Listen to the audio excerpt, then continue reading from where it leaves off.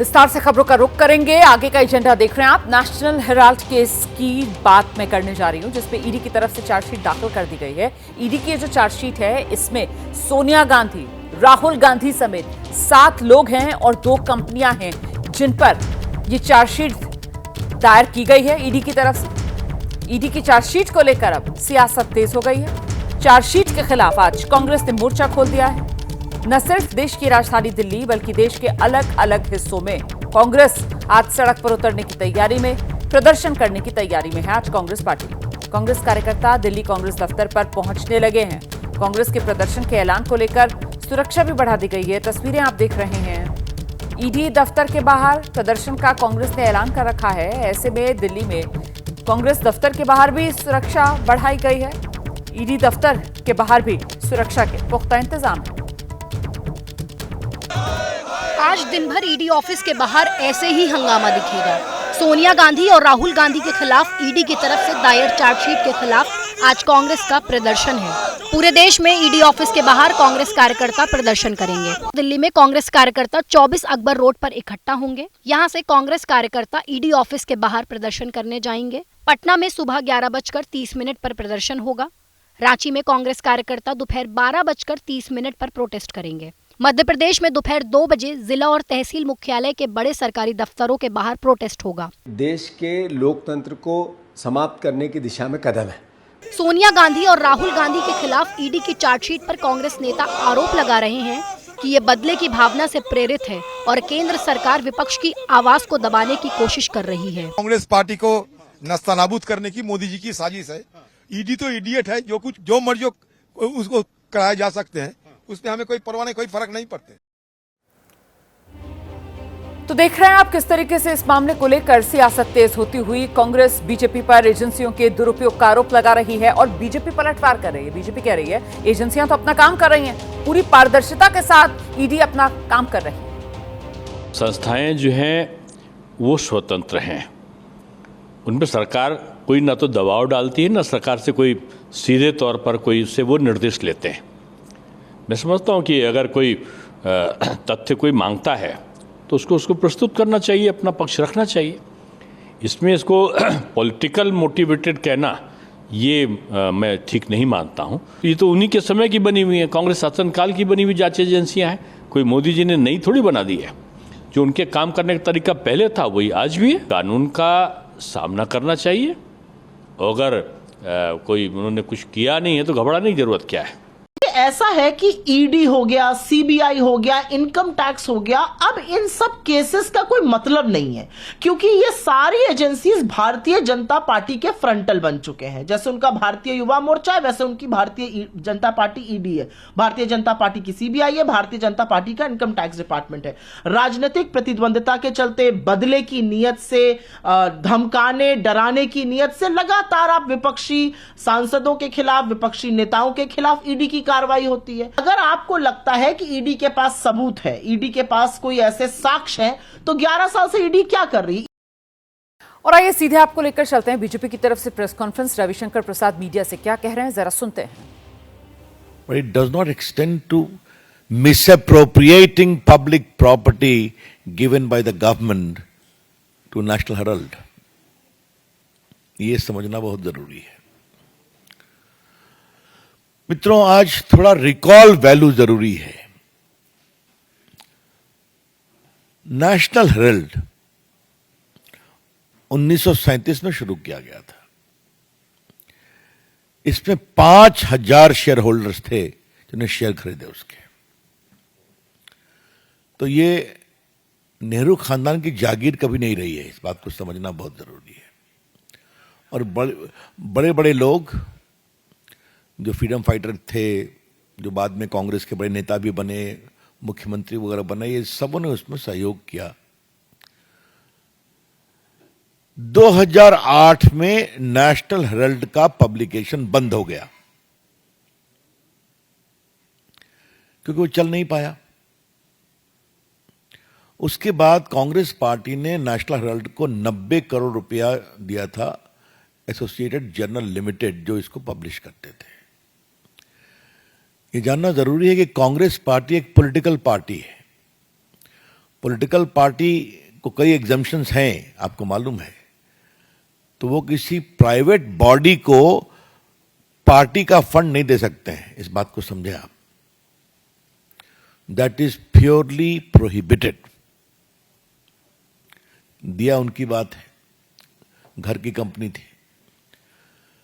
अब उसके बाद उसने कहा आपका लोन हम दे नहीं सकते। तो दे नहीं सकते तो एक बड़े इंटरेस्टिंग तरीके से एक कॉरपोरेट षड्यंत्र किया गया, कैसे ये पूरी संपत्ति आ जाए परिवार के हाथ में। तो जो एक कंपनी बनाई गई यंग इंडिया कर करके, उसमें 38% शेयर सोनिया जी का, 38% राहुल जी का, और बाकी मोतीलाल वोरा और बाकी लोग का था, ऑस्कर फर्नांडिस वगैरह इस टाइप के लोग थे वहां पर। ये इक्विटी शेयर 9 करोड़ के पूरे शेयर इस यंग इंडिया कंपनी को ट्रांसफर कर दिए गए।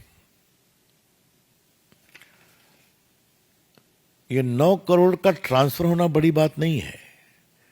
इस 9 करोड़ शेयर के ट्रांसफर होने के बाद यंग इंडिया कंपनी, जिसके 76% शेयर होल्डर्स सोनिया जी और राहुल जी थे, उसके हाथ में एसोसिएटेड जर्नल की पूरी संपत्ति आ गई। और ये संपत्ति क्या क्या है? दिल्ली में बहादुर शाह जफर पर एक प्रॉपर्टी, मुंबई में प्रॉपर्टी, लखनऊ में प्रॉपर्टी, भोपाल में प्रॉपर्टी, पटना में प्रॉपर्टी, जो हजारों करोड़ की है। ये कहा गया कि यंग इंडिया लिमिटेड वो नॉन प्रॉफिट ऑर्गेनाइजेशन था चैरिटेबल पर्पस के लिए। आज तक उन्होंने क्या चैरिटेबल पर्पस किया है कुछ पता नहीं है। इसके बाद एक प्राइवेट कंप्लेंट होता है, बाकी कार्रवाई होती है, फिर ईडी मामले का इन्वेस्टिगेशन करती है। यहां पर 3-4 चीजों को पार्टी के मंच से फैक्चुअली रिकॉल करना जरूरी है। ईडी ने कांग्रेस के वर्तमान अध्यक्ष मोतीलाल खरगे को भी इंटरोगेट किया था, क्योंकि वही एकमात्र थे एम्प्लॉय, मोतीलाल वोरा, सॉरी। तो ये इस बात को समझना चाहिए कि वही एक एम्प्लॉय थे, अब तो नहीं रहे। Thank you Sanjay. उसके बाद पवन बंसल थे, उनको इंटरोगेट किया। फिर सोनिया जी और राहुल गांधी को भी इंटरोगेट किया कई घंटों तक। स्वाभाविक कोई जवाब नहीं था। और ये जो 90 करोड़ बकाया था, इसका हिसाब क्या किया जाएगा? तो 50 लाख रुपया दे दिया गया स्टेट जर्नल को, और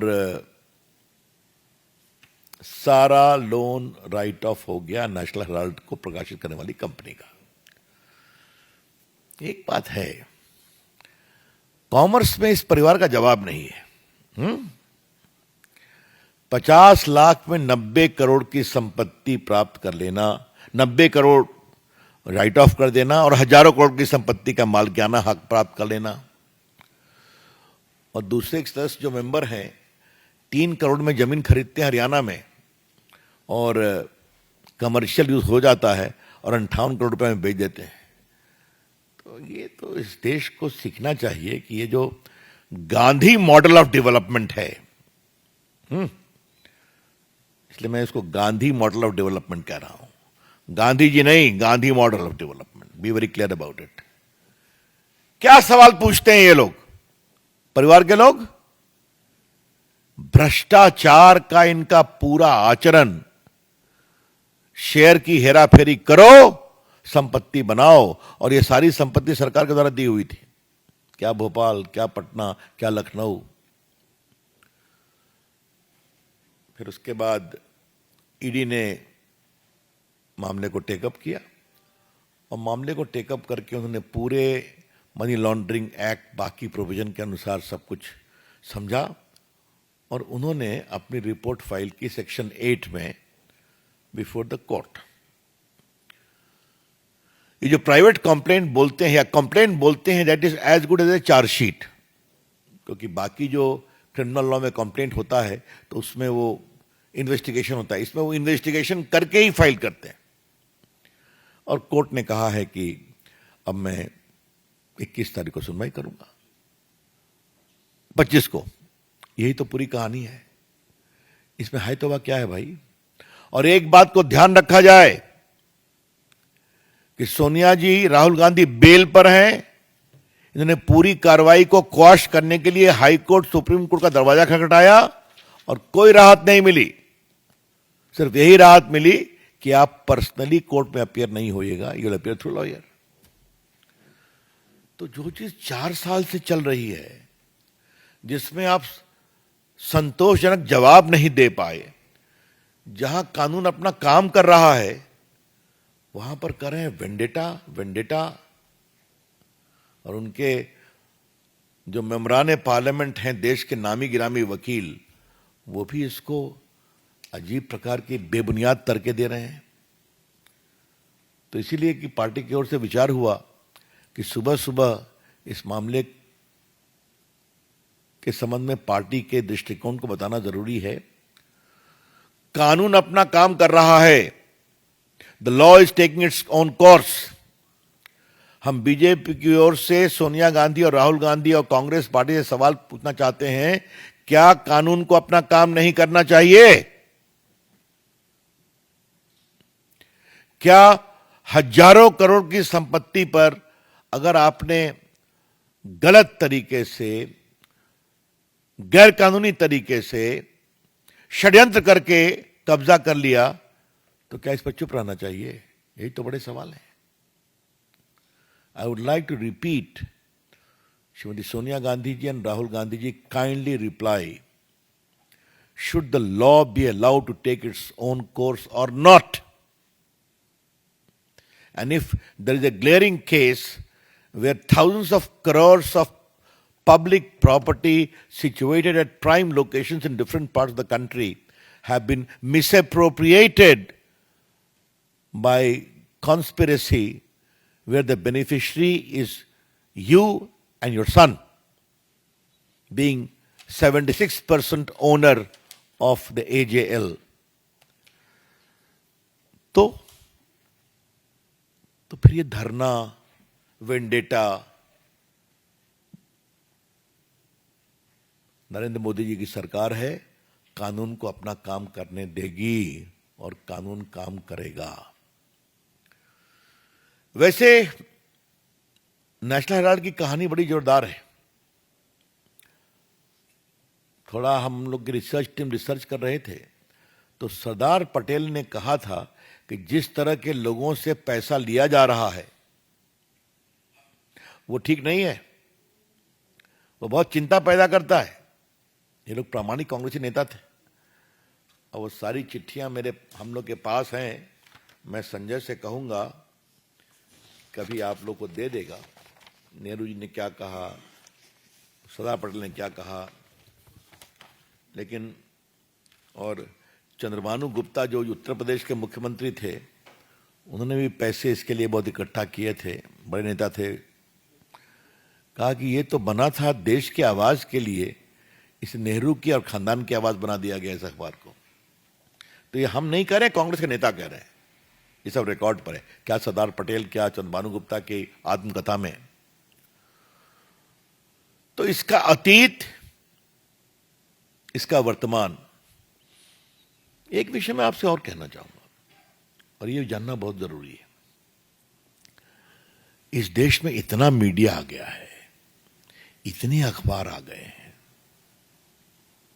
इतने न्यूज चैनल आ गए हैं, फिर भी वो अखबार जिसके पीछे कांग्रेस पार्टी और उनकी सरकारों का पूरा आशीर्वाद है, वो चल क्यों नहीं पाया? ये सवाल है ना, क्यों नहीं चल पाया? तो ये अखबार चलाने के लिए नहीं था, ये अखबार विज्ञापन बटोरने और सरकार से संपत्ति लेकर बिल्डिंग खड़ा करने का एक इंस्ट्रूमेंट था। तो सुन रहे थे आप बीजेपी की तरफ से जिस तरीके से कटघरे में कांग्रेस पार्टी को खड़ा किया जा रहा है। इस वक्त मेरे साथ दो खास मेहमान मौजूद हैं। बीजेपी की तरफ से प्रवक्ता आरपी सिंह साहब हमारे साथ मौजूद हैं और साथ ही कांग्रेस की प्रवक्ता प्रियंका गुप्ता इस वक्त हमारे साथ मौजूद है। प्रियंका जी, मैं आपके पास पहले आ रही हूं क्योंकि यहाँ पर एक के बाद एक जो आरोप बीजेपी की तरफ से लगाया गया और बड़ा सीधा सवाल जो बीजेपी पूछ रही है कि साहब कानून अपना काम कर रहा है, तो क्या कानून को अपना काम नहीं करना चाहिए? प्रियंका गुप्ता, कांग्रेस को आपत्ति क्यों हो रही है, सड़क पर क्यों उतर रहे हैं?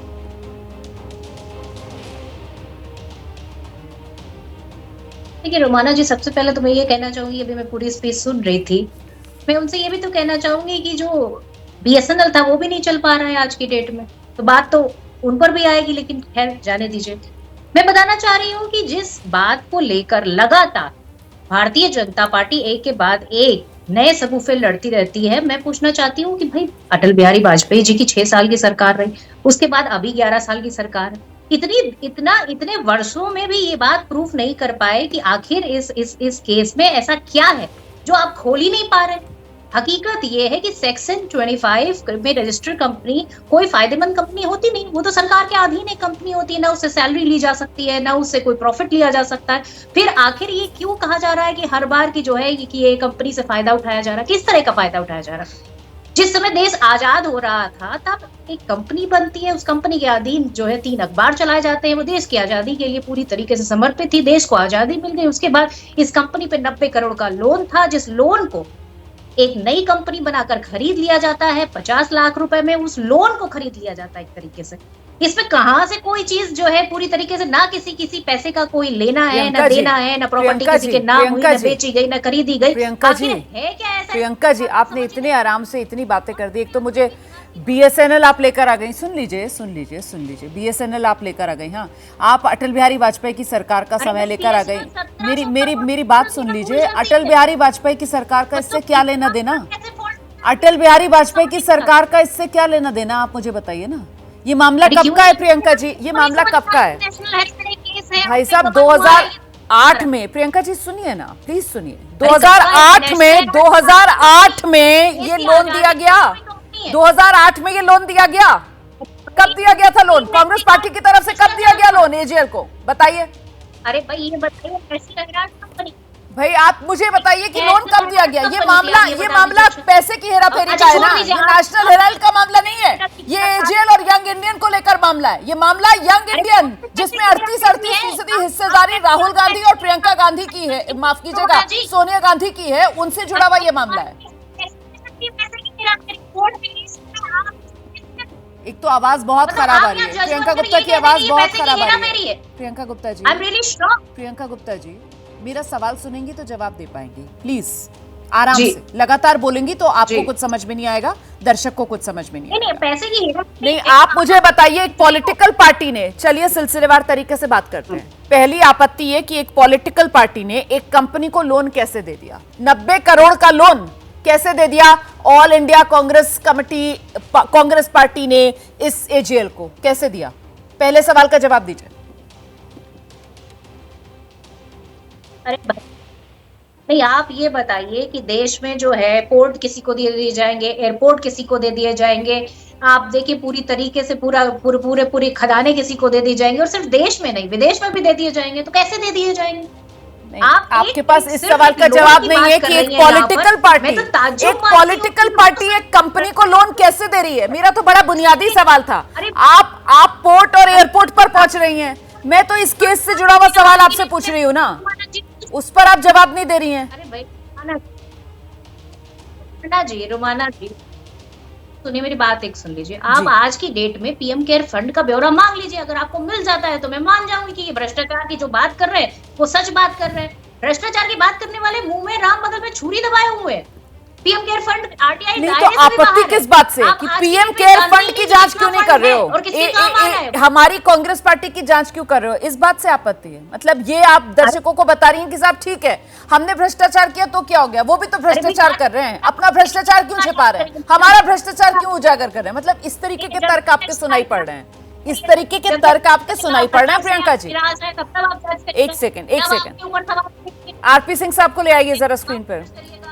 आरपी सिंह सर, यहाँ पर पूरी तरीके से कि आपको ऐसा लगता है कि कांग्रेस पार्टी घिर गई है, बैकफुट पर आ गई है? मतलब आज प्रेस कॉन्फ्रेंस में बीजेपी की तरफ से सिलसिलेवार तरीके से जो सवाल पूछे गए, एक बड़ा बुनियादी सवाल, मैं तो मनी लॉन्ड्रिंग की तरफ आगे बढ़ी भी नहीं, सिर्फ एक सवाल पूछा कि एक पॉलिटिकल पार्टी ने एक कंपनी को लोन कैसे दे दिया। यहीं से वो अनियमितता का जो कुचक्र है वो शुरू होता है, और इसका कोई संतोषजनक जवाब अभी तक तो सामने आया नहीं है। क्या कांग्रेस पार्टी घिर गई है आरपी सिंह साहब?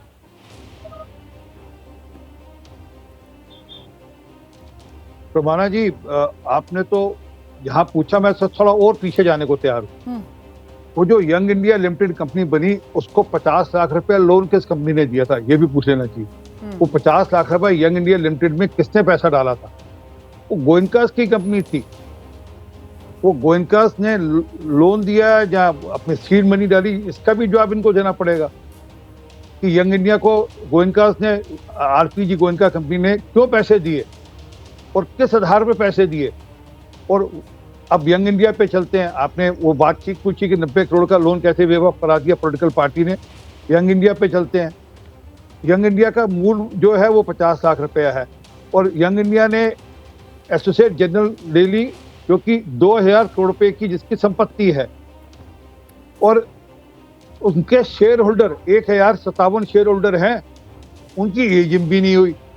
कोई आप कंपनी जब कंपनी में जब हाथ बदलते हैं तो शेयर होल्डर की जानकारी में होता है, एजीएम बुलाई जाती है। जरा बताते कि उनकी एजीएम कब हुई थी शेयर होल्डर्स की। उनके तो 2 शेयर होल्डर जो की शेयर होल्डर हैं, जस्टिस काटजू और शांति भूषण जी, उनके बयान है ऑन रिकॉर्ड। ठीक है। फिर एक सेकंड और, फिर ये सारे मामले को लेकर हाई कोर्ट, सुप्रीम कोर्ट जा चुके हैं कि मामला खारिज किया जाए। कोर्ट ने खारिज करने से मना कर दिया, कहा भैया आपको सिर्फ कोर्ट में फिजिकली प्रेजेंस होने की छूट छूट दे रहे हैं कि फिजिकली प्रेजेंस होने की जरूरत नहीं है, आप बेल पर रह सकते हैं। और मेरे हिसाब से अभी दोबारा इनकी बेल लगी, जब चार्जशीट फाइल होती है तो दोबारा बेल लेनी पड़ती है। तो अब ये चार्जशीट फाइल होने के बाद वो प्रोसेस बेल का द्वारा होगा, अगर वो कोर्ट बेल देना चाहे तो। बिल्कुल, 25 अप्रैल को इस मामले में अगली सुनवाई होनी है राउज एवेन्यू कोर्ट में। प्रियंका गुप्ता के पास हम चल रहे हैं दर्शकों को लेकर। प्रियंका जी, यहाँ इस पूरे मामले में सवाल बहुत हैं, है ना? अनियमितताएं जिसको लेकर ये सवाल उठाए जा रहे हैं, तो ऐसे में अगर कुछ दाल में काला नहीं है तो दूध का दूध पानी का पानी होने दीजिए। अदालत फैसला कर देगी, फिर हम सड़क पर उतरेंगे जी, हम प्रदर्शन करेंगे जी, ये बदले की राजनीति हो रही है जी। अदालत तो गए थे ना, जिस बात का जिक्र अभी आरपी सिंह साहब कर रहे थे, आप लोग तो गए थे इसी मामले को अदालत लेकर, लेकिन अदालत ने तो मामला खारिज नहीं किया। हाँ, सिर्फ फिजिकली अपेयर ना हो इतनी छूट जरूर दे दी थी, लेकिन मामला तो जस का तस है ना।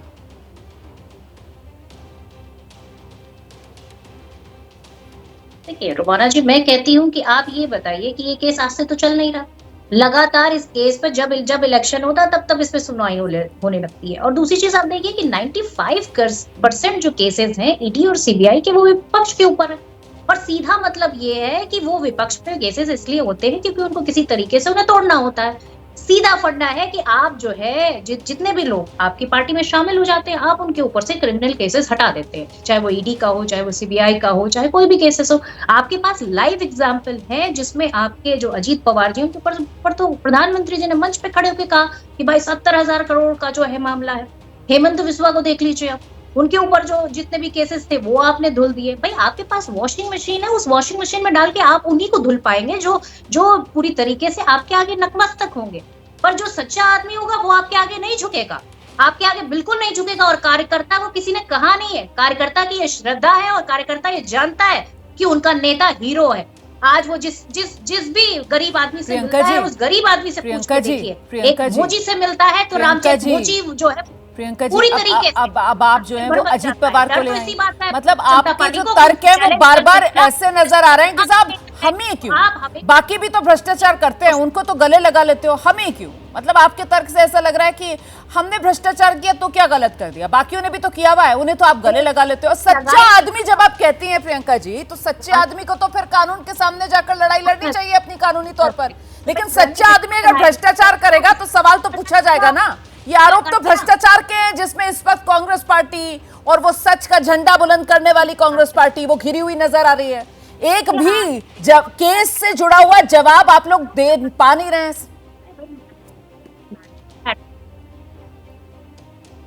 अरे सुनिए भाई, केस पे जवाब के 2G भी तो हुआ था, आरोप तो 4-4 महीने टीवी पे चला, क्या हुआ? आज कोई चैनल वाला माफी मांगता है कि नहीं मांगता? किसको अरेस्ट कर लिया आप लोगों ने? नहीं अरेस्ट कर पाए किसी को। तो आरोप लगाना और यहाँ बैठ के सिद्ध कर देना टीवी चैनल वालों के लिए बहुत इजी है, पर किसी की छवि जब गंदी की जाती है तो उसे वापस लाना मुश्किल होता है। और छवि गंदी करने के लिए लाखों करोड़ों रुपया बीजेपी जो खर्च करती है, वो पैसा कहाँ से आता है जरा पूछ लीजिएगा। बॉन्ड में किससे किससे पैसा लिया था वो भी पूछिएगा, पर आपकी हिम्मत नहीं होगी, आप नहीं पूछेंगे। इस पर मैं जवाब देती हूँ। ये 2G वाला मामला तो वाकई में बिल्कुल सही लेकर आई है प्रियंका गुप्ता। वो 2G को लेकर किस तरीके से पूरी की पूरी सरकारें हिल गई थी, लेकिन अल्टीमेटली वो 2G अदालत में वो मामला चला और किस तरीके से जज साहब तक को ये कहना पड़ा कि साहब मैं तो सुबह से लेकर शाम तक यहाँ अदालत में बैठा रहता था, मेरे सामने तो कोई सबूत कोई गवाह पेश ही नहीं किए गए, और आखिर में उस मामले का अंजाम क्या हुआ हम सब ने देखा। तो क्या उसी तरीके से ये एक नया शगुफा है जो सामने लाया जा रहा है? आरपी सिंह साहब। रोमाना जी, जिस प्रकार से 2G और स्कैम में जिस प्रकार से सारे सबूत नष्ट किए गए सबको जानकारी में है, किस प्रकार से दबाव की राजनीति की गई सबको जानकारी है, परंतु प्रियंका बहन ये मामला तो 2012 का है। भाजपा की सरकार या एनडीए की सरकार तो नहीं थी सेंटर में, तब तो कांग्रेस की सरकार थी। और जिसने ये मामला दर्ज किया था उसका भाजपा, जब मामला दर्ज किया था भाजपा के साथ कुछ लेना देना भी नहीं था। हालांकि आज भी एक बहन टोका नहीं, मैंने अच्छी बात नहीं बहन, अच्छी बात नहीं बहन, बहन थोड़ा सुनने की क्षमता, बहन सुनने की क्षमता तो प्लीज, मैं तथ्यों के साथ बात करता हूँ, मैं तथ्यों के साथ बात कर रहा हूँ, आप तथ्यों का जवाब तथ्यों से देना जी। प्रियंका जी, एक तो आपकी आवाज वैसे ही साफ नहीं आ रही है, बीच में आप टोक रही हैं तो और खराब आवाज आ रही है। जरा सुन लीजिए आरपी सिंह साहब को, उसके बाद आपके पास आ जाऊंगी, जवाब दे दीजिएगा। आइए आरपी सिंह जी।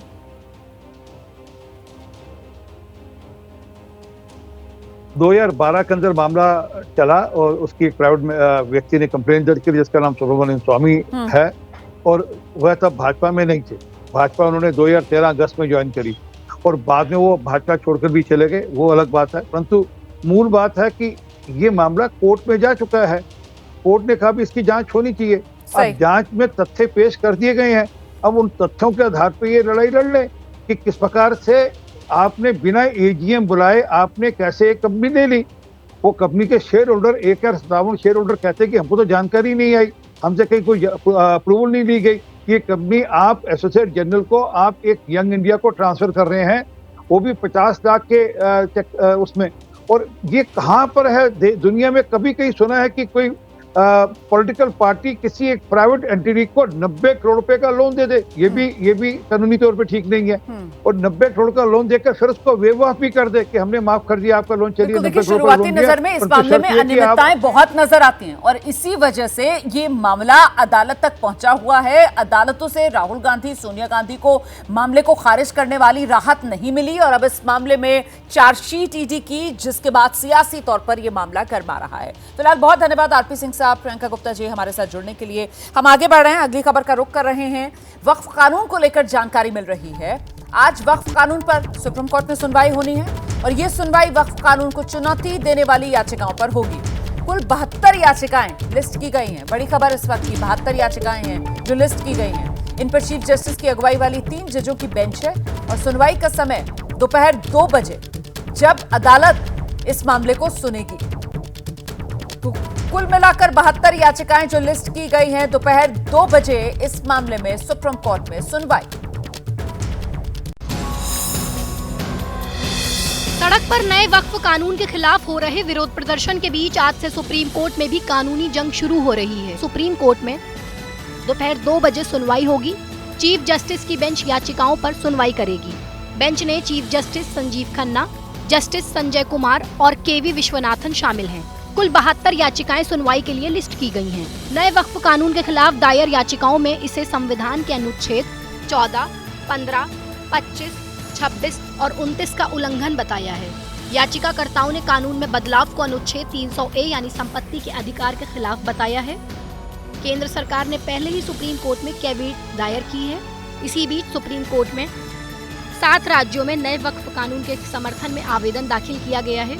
मध्य प्रदेश, राजस्थान, हरियाणा, महाराष्ट्र, उत्तराखंड, असम और छत्तीसगढ़ में नए वक्फ कानून का समर्थन किया है।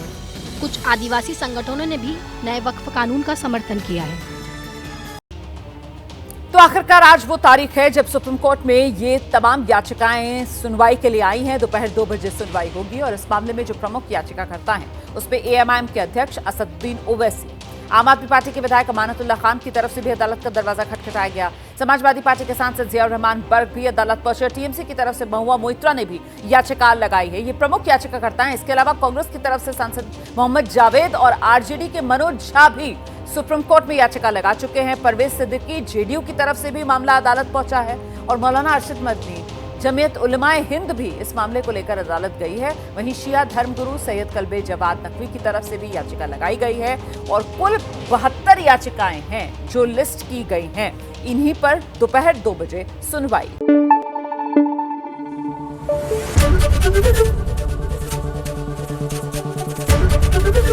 एबीपी न्यूज आपको रखे आगे।